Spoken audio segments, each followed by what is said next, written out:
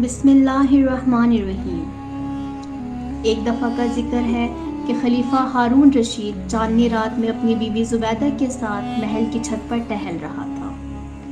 ہارون رشید چاند کو دیکھ کر کہنے لگا کہ اللہ تعالیٰ نے چاند کو کتنا حسن دیا ہے، اس سے ساری دنیا روشن ہے اور اللہ کی مخلوقات میں سے چاند سب سے زیادہ حسین ہے۔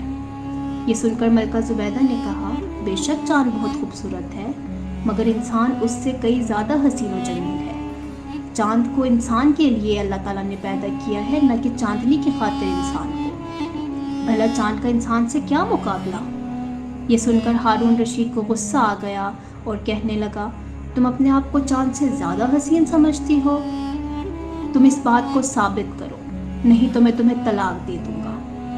یہ کہہ کر ہارون اپنے کمرے کی طرف چلا گیا، اور یہ بات سن کر ملکہ سوچنے لگی کہ اس بات کا ثبوت قرآن حدیث سے کہاں سے نہ ہو۔ دن چڑھا تو ہارون نے اپنے علماء کو بلا کر رات کا سارا ماجرا بتایا اور کہا کہ میں نے رات کو اپنی زوجہ زبیدہ سے کہا ہے کہ اگر تم اپنی بات کو دلیل سے ثابت نہ کر سکی تو میں تمہیں طلاق دے دوں گا۔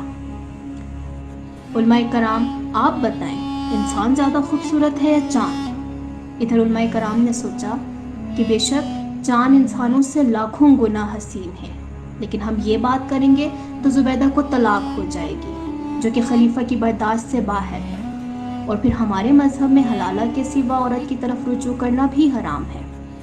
لیکن اگر ہم یہ کہتے ہیں کہ چاند انسان سے زیادہ خوبصورت ہے تو اس کا ثبوت ملنا محال ہے۔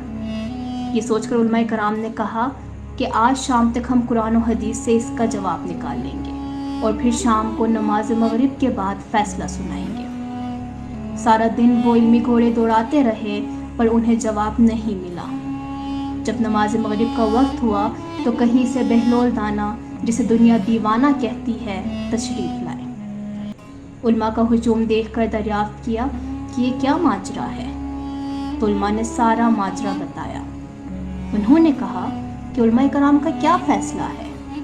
تو علماء کرام نے یہی کہا کہ چاند انسان سے کہیں زیادہ خوبصورت ہے، لیکن اگر ہم یہ کہیں گے تو زبیدہ کو طلاق ہوگی، اور اگر ہم یہ کہیں کہ انسان چاند سے زیادہ خوبصورت ہے تو ہمارے پاس اس بات کی کوئی دلیل نہیں ہے۔ یہ سن کر بہلول نے کہا کہ آج مغرب کی نماز میں پڑھاؤں گا۔ علماء کرام نے کہا، ہماری نماز تو ہر انسان کے پیچھے ہو جاتی ہے، تم تو علی والے ہو، تو کیا حرج ہے کہ آج تم نماز پڑھا دو۔ بسم اللہ کر کے بہلول نے مغرب کی نماز پڑھنا شروع کر دی۔ سورہ حمد کے بعد سورہ تین کی تلاوت شروع کی۔ والتین والزیتون وطور سینین وہذا البلد الامین لقد خلقنا القمر فی احسن تقویم۔